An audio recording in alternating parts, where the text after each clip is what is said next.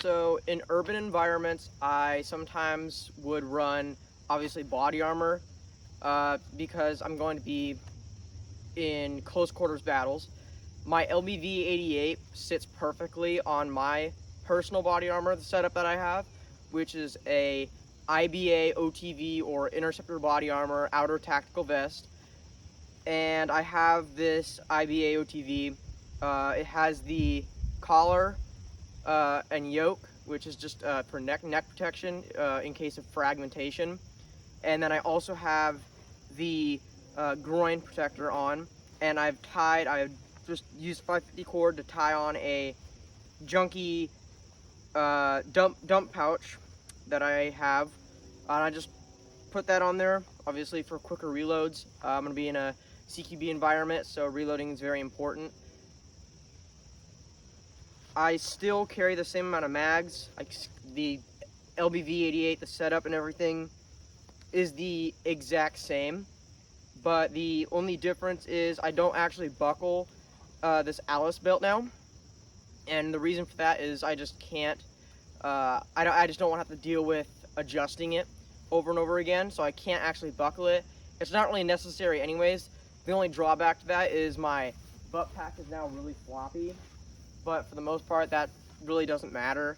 When I'm in a CQB environment, it's not going to affect me as much. I'm not going to make a lot of noise, and even if I am, it's going to be pretty obvious when I'm there, when I'm shooting and walking through a building. It's going to be pretty echoey, or I'm going to be making noise. There's no way to stop that. And if I'm only walking, you don't even notice it. It's just when I'm like sprinting.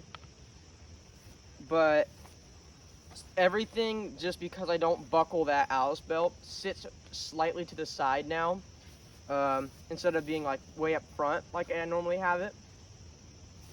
I try to mitigate this by just like tightening the two straps on the top as much as I can after I loosen them and then buckle them over the body armor. But for the most part, I like how they sit just slightly more to the side than I normally have them. And for the reason for this is, since if I have body armor, when I go to lay down or anything, I'm going to be higher off the ground, and this puts me at a weird angle, making it harder to reload if they were on the front. So having mags and all my pouches on the side more allows me to access them a lot easier when I'm laying down on my chest. The only drawback is on the setup is the fact that when I have my Molly bandolier on, when I go to lay down or do anything on the ground, it's going to be hard to access that, but that's kind of always how it's going to be, even when I don't have a plate carrier on. But I only really carry this not as like front mags to immediately grab. They're like my emergency mags or extra mags to keep me in the fight. So if I actually have a chance, I'll take the mags out, put them into my pouches, and those empty mags I'll put in here, and I'll just tie this or just sling this onto my back so I don't have to deal with it anymore. Because this does get quite annoying sometimes, but it's a great way to carry extra mags really easily. Bandoliers are they're pretty common, and they're really cheap. So this is a great way to be able to carry extra mags. If I wanted to, I have M81 Woodland like double mag pouches that I could put on the actual plate carrier, but then that makes it where I can't carry as many mags when I'm just running my LBV 88, without a plate carrier. So this body armor, it works really well with it. The FLC is really similar to the LBV 88, and this plate carrier is meant for the FLC. So overall, the LBV 88 sits very, very well on it. The shoulder pads, actually, as long as you tighten the LBV 88 down all the way to the plate carrier, these shoulder pads don't get in the way. I was worried about when I started using this LBV 88 that they were going to be too wide, and when I would lift up my arms, maybe they would sit on the sides of these shoulder pads of the plate carrier, but they stay on the top very well. The extra padding also disperses them evenly all along and slightly out on the outside of the plate carrier. But again, for the most part, it works pretty well. The back setup is quite annoying. Like I said, the butt pack flaps around a little bit. So this makes it sometimes with the side, my canteen pouches and my, or if I'm running like this, the general purpose pouch I have.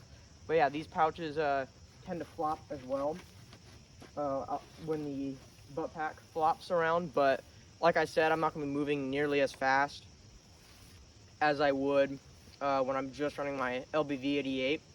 And this is just because I'm not as mobile with the plate carrier on, and if I'm in an urban environment, which is if I have the plate carrier on, I'm for sure going to be in an urban environment or just CQB environment. But I'm going to be taking like my movement very slow in order to search for any enemies in the area.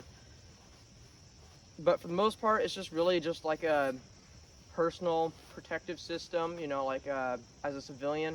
I don't plan on, you know, this is what I'm going to be using in war. It's just if that occurs. So it's really just like supposed to be, it works for everything, even though it probably doesn't. But this is a really standard like infantry kind of setup, I guess you could say. I got pretty much like just standard pouches on here and a setup. Even now, the standard FLC setup, you know, just comes with, you know, mag pouches, canteen pouches, a bandolier, camelback, butt pouch, all that stuff. So it's just really just the same basic setup. It's been being used since Vietnam, essentially, and it's still being used. It's being phased out, the FLC, that whole idea of that kind of a system. It's being phased out by the TAPS gear, and I think the Army even has a new like load-bearing equipment set up. I think it might just be only for special forces. I don't even know, but for the most part, a lot of that stuff's being phased out. But it still works really great. You can see like plenty of guys that on YouTube, like LARPers or just gun tubers, run similar setups. You know, they just have their mags somewhere, and they'll have like a butt pack or something. And also this setup specifically on this plate carrier reminds me a lot of a Smurf rig, which is like just the Russian LBE setups, and they're really similar to some of the Alice setups or the LBV 88 or even FLC setups. They actually they use their own version of the FLC in their military. It's almost completely identical. Like even the buckles are in almost in the exact same spots. But it's a pretty standard setup. It's really common. You can even find like rip-off versions online of LBVs, and then you can easily find plate carriers like these, like the IBA. You can specifically find the IBA, but the GWAT stuff's getting pretty rare. So there's plenty of like other large protection vests out there. Most people are usually running like the slick plate carriers, but in my opinion, it's better to run something like this in a CQB environment. And this is the same reason why the U.S. military, specifically the Marine Corps, isn't really running slick plate carriers still. This just offers more protection overall. Special forces, obviously, they're using it. They're in an in and out situation. They're not going to be in a battle for nearly as long. While, you know, like the Marine Corps, just the Army infantry, they got to go take a town and then defend it. Like they're at war the whole time with the same stuff on, without, you know, possibly coming back to base for a long time. So they're always in that fight. While special forces, they might be just going into a building or a combat zone and then coming out on helicopter, in and out on helicopter or on some sort of vehicle. So, but no, this is a really good setup in my opinion. I'm really loving it. The dump pouch is just extra that I have just for the plate carrier setup, and this is just so I can like reload faster in a CQB environment. This also allows me to just carry more things like water, or like put my gloves or something in there when I'm doing something. The only drawback to the whole setup I have is it's really heavy. The IBA is a really heavy plate carrier. It's pretty big. It's older as well. And the LBV 88 is also heavy, and this is because it's just Alice gear. So you have those metal clips, and the belt is it's got some weight to it. The overall LBV 88 has some weight to it, especially on the shoulders pads, because the shoulder pads are pretty thick. So when you're running one with a plate carrier, they don't really disperse that weight the same, especially with the IBA, because the IBA already has some pretty wide shoulder pads. But overall, it works. It's just maybe not the best option, but it's pretty cheap, and it's just what I had. So this is just what I'm running. But yeah, it's definitely not the best setup, but it works really good for how I plan on using it if I have to.